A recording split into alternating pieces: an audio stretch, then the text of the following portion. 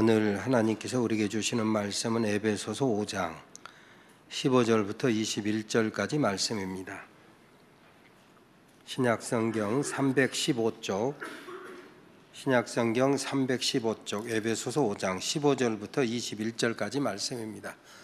여러분 이 말씀 찾아서 여러분 의자 앞에 놓으시고 다 함께 일어서서 겸손하게 하나님의 말씀을 아멘으로 받겠습니다. 제가 봉독하겠습니다. 그런즉 너희가 어떻게 행할지를 자세히 주의하여 지 없는 자같이 하지 말고 오직 지혜 있는 자같이 하여 세월을 아끼라. 때가 악하니라. 그러므로 어리석은 자가 되지 말고 오직 주의 뜻이 무엇인가 이해하라. 술 취하지 말라. 이는 방탕한 것이니 오직 성령으로 충만함을 받으라. 시와 찬송과 신령한 노래들로 서로 화답하며 너의 마음으로 주께 노래하며 찬송하며 범사에 우리 주 예수 그리스도의 이름으로 항상 아버지 하나님께 감사하며 그리스도를 경외함으로 피차 복종하라. 아멘. 이 말씀 하나님의 말씀입니다. 앉으시기 바랍니다.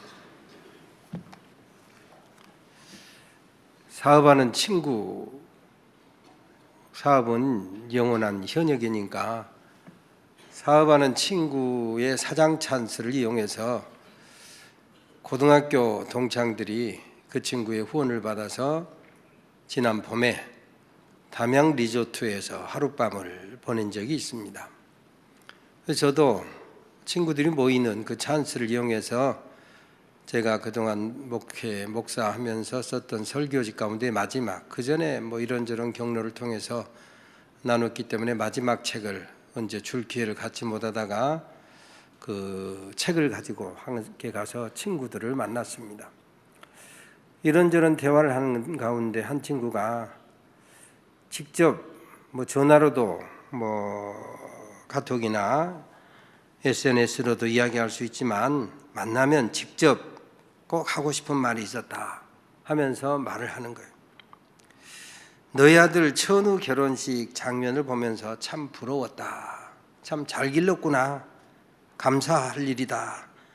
이렇게 생각을 하면서 만나서 그때 이제 세문안교에서 결혼할 때 와서 보고 식사하고 눈짓 인사는 했지만 만나서 꼭 직접 이야기를 하고 싶었다. 5년이나 지났는데 2014년에 결혼했으니까 5년이나 지났는데 웬 생뚱맞게 그러냐 했더니 하여간 꼭 만나서 그 이야기를 하고 싶었더라. 부럽고 참 아름답더라. 그 친구 대학을 중퇴하고 경찰 시험을 봐가지고 경찰로 퇴직한 친구입니다.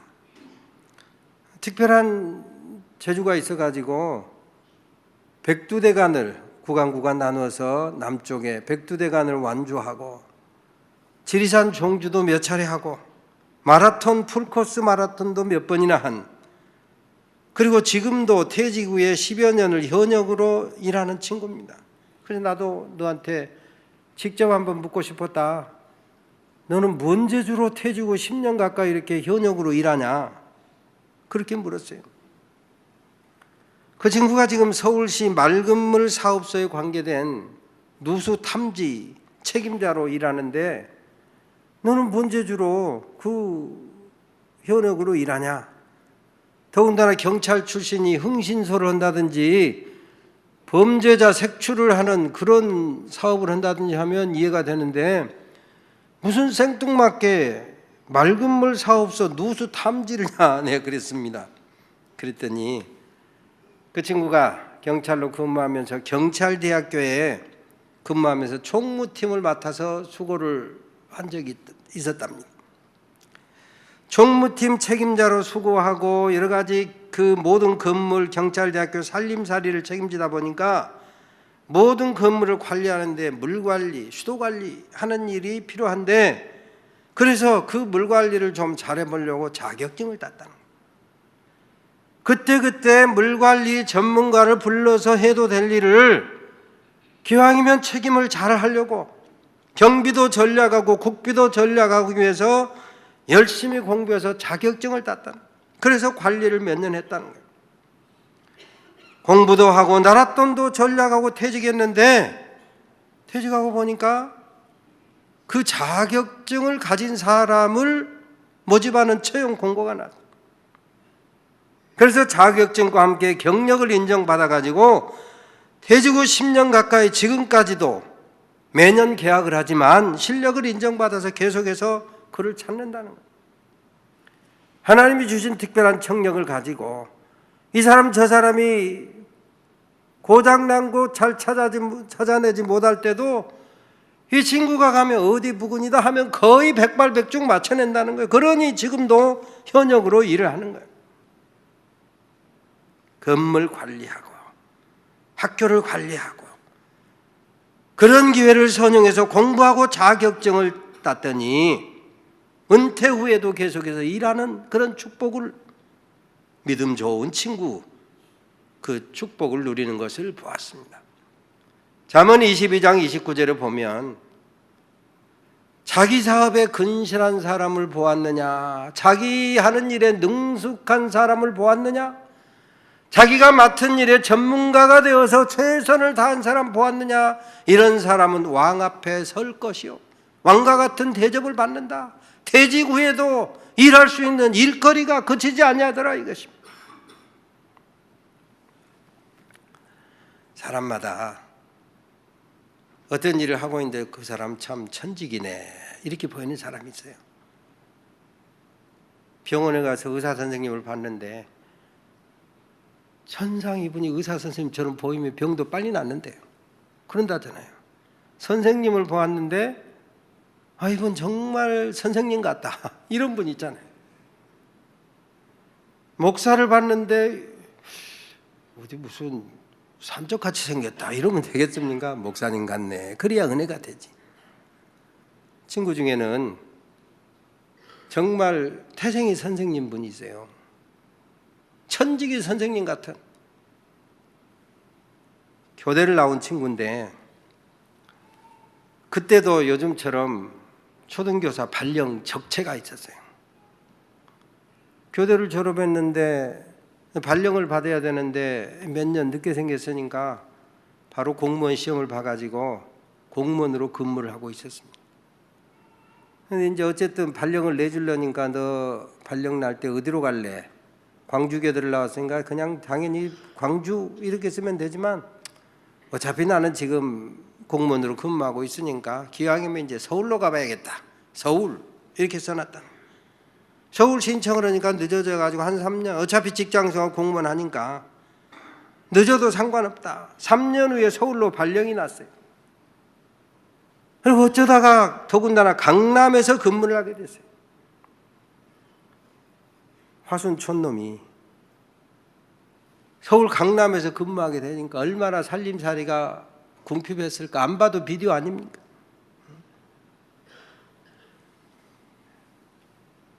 일찍 장가는 가가지고 개포동에 살면서 딸 둘을 기르고 있었어요. 그러다가 한 10년 만에 셋째로 하나님이 태음을 열어주셔가지고 아들을 낳았어요. 그러니까 누나들하고 이 아들하고는 한 10살 터울이다.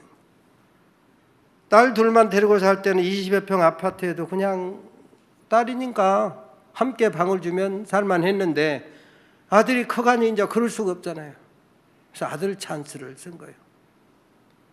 아들에게 방을 따로 장만해 주셔야 되겠어서 20여 평에서 아무래도 방을 옮겨야 되겠다 해서 좀 더 큰 평수 30평대로 개포동의 다른 지역으로 이사를 갔어요. 이 친구 말로 좀 과도하게 초등학교 선생이니까 나오는 돈은 딱 정해져 있지 않습니까? 그래서 아들 찬스를 선용해 가지고 은행에서 융자를 좀 받아서 30평대 개포동의 아파트를 사게 돼요. 그런데 지금 우리가 아는 대로 개포지구가 재개발되면서 이제 교사도 퇴직하고 퇴직해서도 또 수시로 나가서 가르치는 일을 하다가 개포지구가 재개발되면서 살던 집 이제 두 딸은 시집 갔으니까 아들이야 이제 20대 후반이 되어가지고 위례 신도시로 이사하면서 이 집을 팔게 됐어요. 이 친구가 얼마를 벌었는지는 모르는데 내가 그동안 교사로 30여 년 근무해서 받은 모든 연봉 총액 만큼 벌었다 그러는. 이 친구는 무슨 투기를 한다든지 투자를 한다든지 이런 개념이 내가 볼 때는 없어요. 선생님이라니까 착하게 주는 봉급 가지고 사는 친구, 쑥맥 같은 친구인데 늦둥이 아들을 두어서 하나님이 주셔서 그 늦둥이 아들을 위해 방 한 칸 늘려주려고 한 덕에 소위 이 친구 말이 아들 덕에 내 노후가 편안하게 되었다. 아들이 복덩이다. 늦둥이 아들을 두지 않았다면 아마 외벌이 선생으로서 봉급으로 좀 더 큰 집 이사 가려고 무리수를 결코 두지 않을 친구입니다. 그런데 아들 덕을 봤다. 아들 찬스 선용한 덕에 노후가 넉넉해졌다. 오늘 본문이 말씀하고 있지 않습니까? 너희가 어떻게 행할 것을 자세히 주의하여 지혜 없는 자같이 말고 지혜 있는 자같이 하여 세월을 아끼라. 기회를 선용하라. 시간을 구원받은 축복의 시간으로 쓰라 이거예요.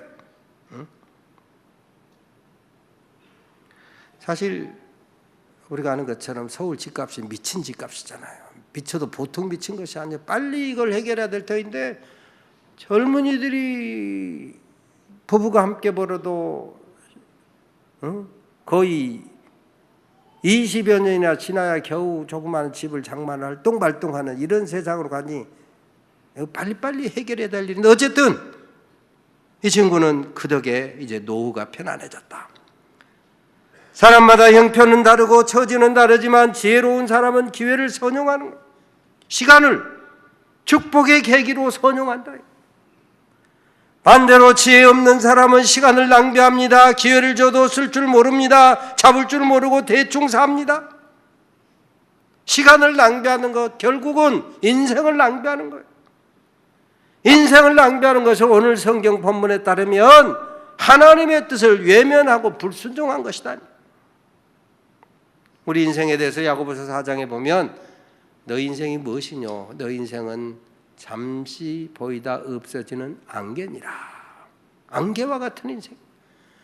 그러므로 너희가 안개와 같은 인생을 살 때 주의 뜻에 따라 살기도 하고 죽기도 하고 이 일도 하고 저 일도 하며 살아야 마땅하거늘. 그래. 선을 행하며 살아야 마땅하거늘 이 말.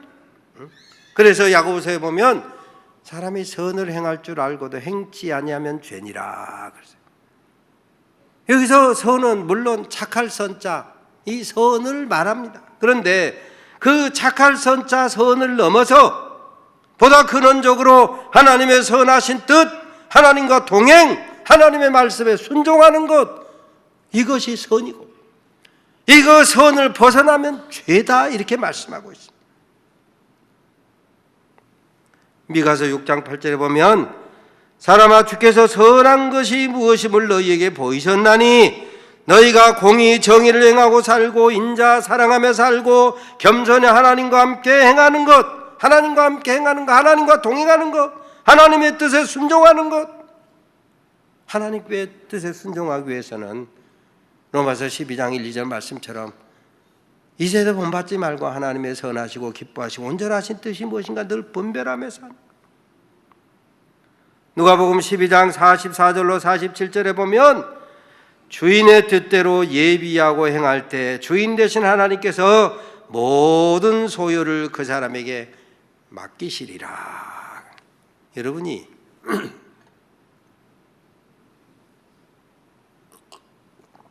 예를 들어서 어디 회사 사장, 사업체를 경영한다고 합시다. 사람에게 뭔가 큰 일, 중요한 일을 맡길 때 여러분 생각, 의지, 계획대로 잘 순종하는 사람에게 맡기겠어요? 맡기면 엉뚱한 일을 하는 사람에게 맡기겠어요? 무르나만한 이야기 아닙니까? 하나님도 바로 그 말씀을 하고 있는 주인 되신 하나님의 뜻대로 주신 은사, 능력, 축복을 잘 쓰는 사람, 기회를 선용하는 사람에게 하나님의 소유를 맡긴다.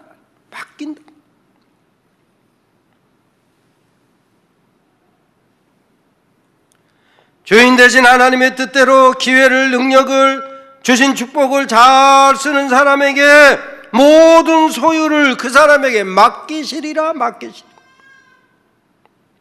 주인 대신 하나님 뜻대로 쓰지 않으면 줬던 것도 너 안 되겠다.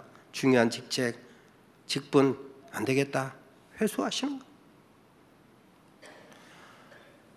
우리 한국의 기독교가 이제 130, 40년 이렇게 되어 가는데 이런 기독교 역사에서 최고의 부흥사하면 이성복 목사를 지금도 꼽습니다. 돌아가신 지가 벌써 50년쯤 1965년인가 돌아가셨으니까 50년이 넘었는데 이분은 이제 최고의 부흥사, 철로역정 부흥회 최고의 부흥사로인데 이분이 10대 후반에 중병에 걸려가지고 죽을 고비를 넘겼어요. 3년 동안 투병을 했어요. 3년 동안 투병 끝에 회심하고 주의 종으로 서원하고 병고침 받고 이제 목사가 되기 위한 코스를 밟아서 목사가 되고 부흥사로 전국을 누비며 다녔는데 바로 그 3년이라고 하는 투병, 중병, 보통은 죽어나가는 그런 병에서 치유 기간을 통해서 하나님의 은혜를 맛보고 알고 경험하고 누리고 내가 이 하나님의 은혜 능력 축복을 평생 부흥회를 전국 방방곡곡 다니면서 해야 되겠다. 그래서 그분은 한국교회 부흥사 이런저런 말도 많고 탈도 많았지만 가장 건실하고 경건하고 참 윤리적인 그런 부흥사로 지금까지 존경을 받고 3년 투병 기간을 통해서 완전히 거듭나고 그 기회를 선용한 130여 년 한국 기독교 역사에서 부흥사하면 이성복, 목회자하면 한경진. 한경진 목사님 계실 때 제가 그분에게 직접 듣기도 했지만 책을 통해서 여러 차례 읽었습니다. 그분은 20대 선교사의 도움으로 유학을 가가지고 공부하다가 폐병에 걸려서 미국의 요양원에서 결핵요양원에서 죽어가고 있었어요. 죽어가고 있었을 때 그가 내가 조국의 어두운 일제 치하에서 조국에 참 시달리는 이 백성들을 위로하고 하나님의 사업을 감당하기 위해서 미국까지 유학을 하는데 내가 여기서 죽어가게 되었구나 하면서 하나님께 눈물로 서원 기도를 합니다. 하나님 3년만 살려주시면 조국에 가서 내가 주의 백성들을 잘 깨우고 몸된 교회 잘 돌보다가 주님 부르시면 가겠습니다. 그분은 그때 직접 들으니까 수십 년 전 이야기를 하면서도 그때의 감격, 주님께 서원했던 걸 생각하면서 눈물을 흘리시더라고요. 눈가가 촉촉해져요. 책에도 보면 읽기만 해도 벌써 그분의 그 어떤 감정이 느껴져요.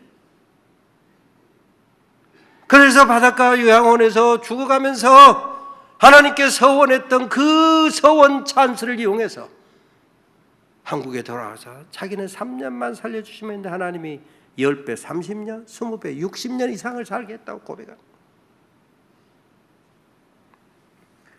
폐병으로 요양원에서 죽어가면서 서원한 찬스를 이용해서 신실한 목회자로 살 수 있었더라. 요즘 수요기도에 이제 잠언 강의 끝나고 전도서 하고 있는데 잠언 강의를 하면서 특별하게 느낀 거 있습니다. 물론 그동안에도 수백 차례 읽었지만 잠언 강의 한 장 그날 수요일날 하기 위해서 그 한 주간에 10번, 20번 반복해서 읽습니다. 잠언에서 세상 깨달은 것은 잠언에서 강조하는 것이 지혜요, 지식이요, 하나님 경외요. 다른 말로 하면 지혜롭게 사는 것이 믿음이라는 것을 말하는 거예요. 이 세상을 헤쳐나가기 위해서 지식을 쌓는 것을 믿음이라고 잠언은 우리에게 말씀하는 거예요. 하나님을 경외하는 것이 믿음이라고 말씀하고 있다. 그러면서 거기에 보면 미련한 것이 너에게 얽혔거든 채찍질해서 쫓아내라. 그리고 잠언 24장 9절에 그전에는 전혀 깨닫지 못하다가 이번에 강의하면서 깨닫는 것이 있는데 미련한 자의 생각은 죄요. 여러분 미련을 죄라고 해요. IQ가 낮은 것이 아니고 미련. 마땅히 배워서 지혜롭고 지식을 새롭게 하고 내 생각, 잘못된 생각 고집을 바꾸고 그래야 되는데 그 생각 고집을 안 바꾸는 거. 그래서 미련한 자의 생각은 죄요. 그런단 말이에요. 죄. 미련을 품고 사는 거예요. 내가 한번 말했으니까, 내가 한번 품은 생각이니까 하고 바꿀 줄 모르면 이게 죄라고 말씀하는 거예요. 단순히 IQ가 낮은 것이 아니고 배울 거, 배우지 아니한 거, 자기 생각을 고집하는 게 이게 죄라고 말씀하는 거예요. 최고의 지혜자 하나님께서 말씀 속에 여러 가지 지혜를 넣어주셨는데 그 말씀을 보고 듣고 깨닫고 내 생각을 바꿔? 말씀에 안 맞네? 내 생각을 바꿔야지. 성경을 바꾸려고 하지 말고.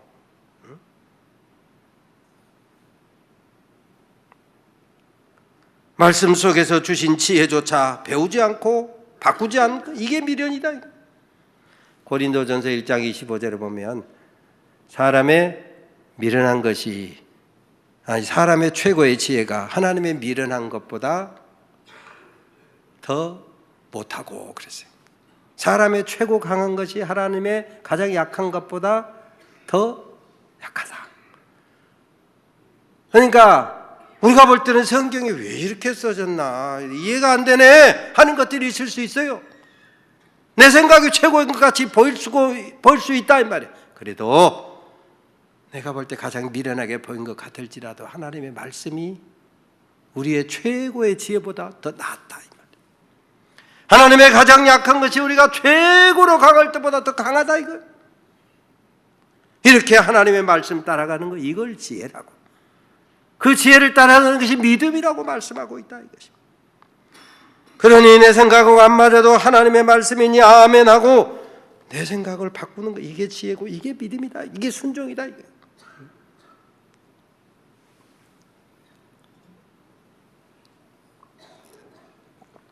오늘 본문에 보니까 하나님께서 말씀 속에 감춰두신 지혜가 있고 주님의 뜻이 있어요. 그 말씀 속에 감춰두신 뜻을 잘 이해하고 잘 분별하고 잘 따라가며 아멘 하는 거 이게 지혜고 이게 믿음이다. 술 취하면 방탕하게 되니 성령의 충만함을 받아서 성령을 따라가는 것이 지혜고 믿음이다 이거예요. 예수님을 생각하며 감사하고 예수님께 순종하며 믿음의 축복을 누리는 사람 이게 믿음이라고 말씀하고 있습니다. 우리들의 시간 어렸을 때는 여러분 시간 안 갔잖아요. 초등학교 중학교 다닐 때 시간 안 가죠. 얼른 어른이 되고 싶은데 안 가잖아요. 근데 지금 어른이 되고 보니까 시간이 그냥 막 쏜살같이 지나가요. 우리 몸이 그렇게 돼 있어요. 어렸을 때는 몸이 소위 신진대사가 황생해가지고 빨리 움직여. 나이가 들면 천천히 이렇게 움직여. 그러다가 할나라 가는 거예요. 여러분 운전해서 고속도로 지나가 보면 내가 80km 가는데 누군가 130km를 가면 날아가는 것 같잖아요. 왜? 나는 80인데 저기는 130 더 빨리 가니까. 마찬가지예요. 우리 몸이 신진대사가 막 활성화 빨리빨리 일어날 때는 시간이 더디 느껴지는 거예요. 이게 시간의 속도라는 거예요. 그런데 내가 신진대사가 천천히 하니까 세월이 빨리 가는 거예요. 그게 정한 이치예요. 그러다가 할나라 가는 거예요. 응? 우리들의 시간은 흘러내리는 모래시가 같습니다. 스르르 빠져나가는 그 시간 붙을 수가 없어요. 그러니 선용하라. 시간을 세월을 잘 쓰라 말이야. 주님 뜻대로 잘 쓰라 말이야. 선용하지 아니하면 그게 죽은 시간이고 인생 낭비죄 미련한 인생이다 말이야. 시인은 시편 39편에 보니까 우리 인생을 한 뼘 길이라고 해서 한 뼘 길이 참 기가 막힌 표현 아닙니까? 한 뼘 길이 인생이다. 또 시편 90편에 보면 우리의 인생이 일시간에 수만 번 빨아들여 내쉬었던 일시간에 다 하였나이다 그랬어요.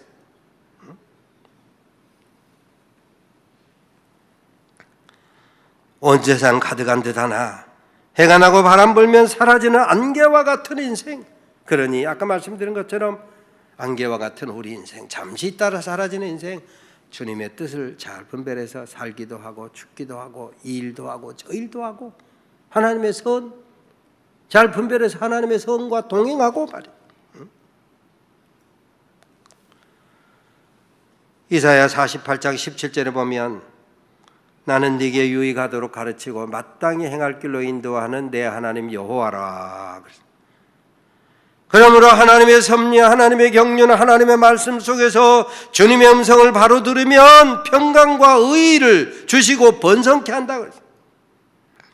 하나님은 때로 천기로도 말씀하셔요. 그래서 마태복음 16장에 보면 천기를 분별하라. 비가 올는지 눈이 올는지 추워질는지 더워질는지 천기를 잘 분별하는 거. 그래서 날씨가 추워질 것 같으면 옷을 따뜻하게 입고 나가야지. 날씨 예보가 분명히 추워진다고 했는데도 가볍게 입고 나가지고 감기 콜록콜록 하는 것은 미련한 인생이다 이 말이에요. 천기 분별하고 살아라 말이에요. 시대를 분별하라. 시대가 어떻게 흘러가는지 어떻게 변화되는지 이걸 잘 분별하는 거, 이게 믿음이고 이게 지혜다. 이게 하나님과 동행하는 것이다 말이에요.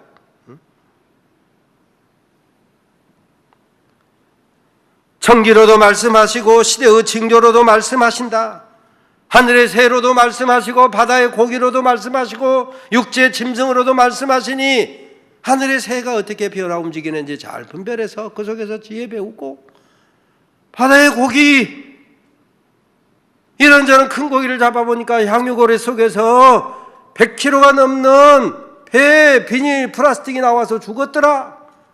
지구 좀 깨끗하게 하고 살아라 말이에요. 너희들이 곧 그거 먹게 된다. 너희 후손들이 플라스틱 오염된 그런 죽음을 당하게 될 것이니 경고 잘 깨달으라 이 말이에요.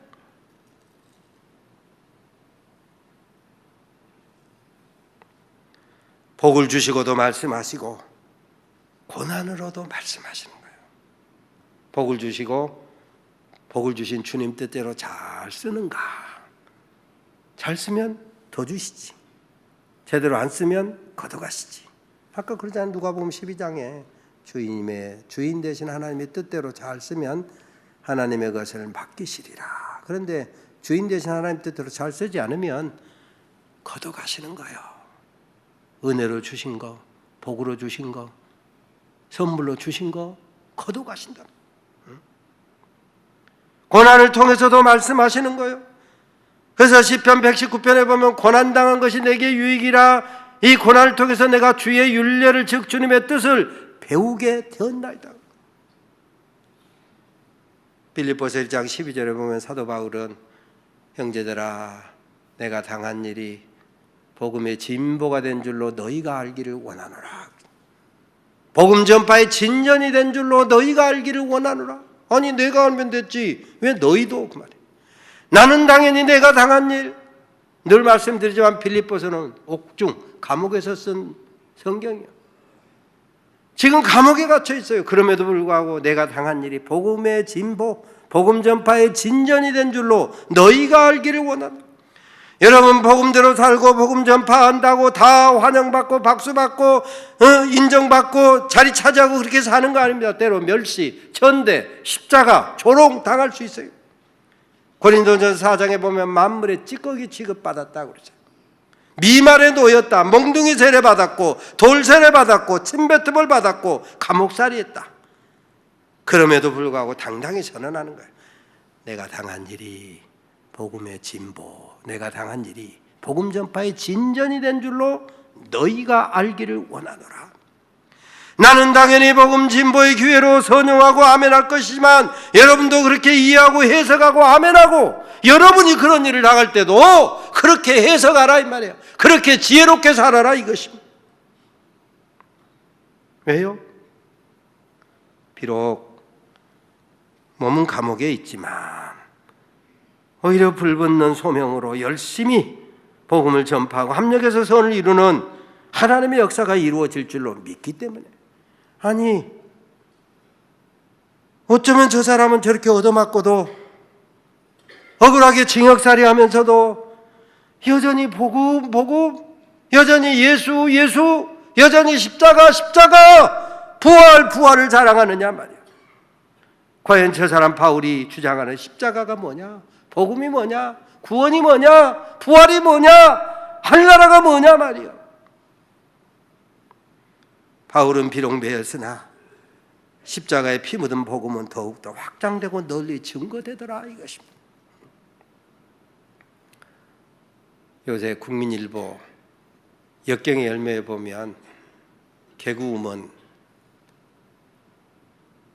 조혜련의 간증이 실리고 있어서 내가 자세히 좀 읽어봤는데, 원래 이 사람은 일본 종교, 아마 남묘 호랑경견자간 일본 종교를 신봉하고 살았던 사람이고, 심지어 먼저 예수 믿은 이성미 언니가 예수 믿고 전도하니까 전화번호에 이성미 이름까지 삭제한 사람. 근데 어쨌든 우여곡절 끝에 이 사람이 예수 믿게 됐어요. 그래서 이제 뭐 대충 아는 것처럼 그 사람의 삶이 좀 인생 여러 가지 역경이 많았잖아요. 이혼도 하고 자녀들과 갈등도 많고, 일본에 가서 살면서 뭐 고생도 많이 하고, 뭐 하여튼 우여곡절을 많이 겪었는데, 이게 예수 믿게 됐는데, 이게 떨어져 살고 뭐 자기 일만 하다 보니까 자식들과의 관계가 원만치 못해요. 그런데 이제 딸도 상처가 많고, 그런데 어쨌든 이제 새롭게 가정도 이루고 예수 믿게 되면서 어느 날 딸에게 전도했다는 거예요. 엄마 종교 바꿨어? 나는 관심 없어. 관심 꺼. 나한테 전도하지 마라. 아예 벽이 싸져. 어느 날 울고 불고 뭐 싸우듯이 하고 다 딸의 아픔을 들어보니까 자기가 잘못한 것이 너무 많거든. 교회 가서 기도하다 보니까 딸에게 소위 사죄, 용서를 구해야 되거든. 그래서 그 교회 가서 며칠간 기도하고 딸 앞에 가서 무릎을 꿇고, 아무개야 미안하다. 엄마가 잘못했어. 어렵겠지만 그래도 엄마를 용서해 줬으면 좋겠어. 무릎을 꿇고 사죄를 했다. 오늘 주일을 며칠 지나고 주일을 맞이해서 교회 가려고 하는데 딸이 문을 열고 나오더래. 엄마, 나도 엄마 따라서 교회 가볼래. 아니 웬일이야? 내가 아는 엄마는 변화될 사람이 아닌데, 나한테 사과할 사람이 아닌데, 엄마가 그렇게 변화되는 거 보니까 엄마가 믿는 하나님이 어떤 분인지, 복음이라는 것이 뭔지 알아보고 싶어졌어.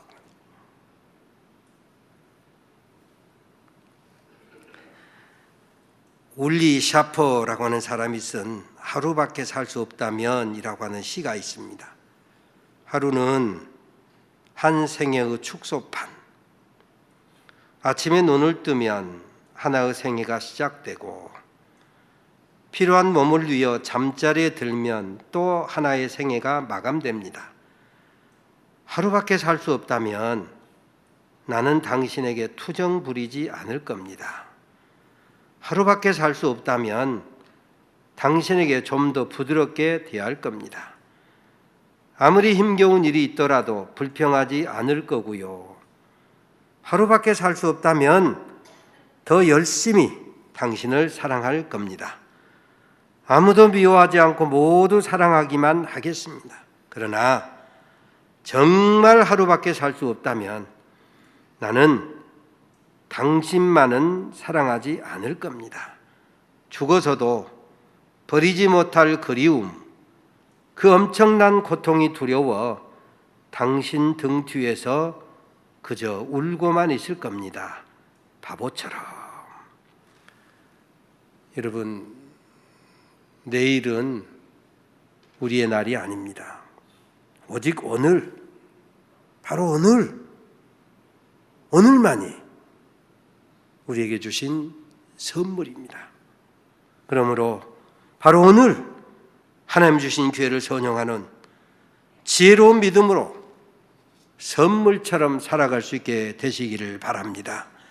성탄절, 우리 주님이 사람의 몸을 입고 오신 날이 성탄절.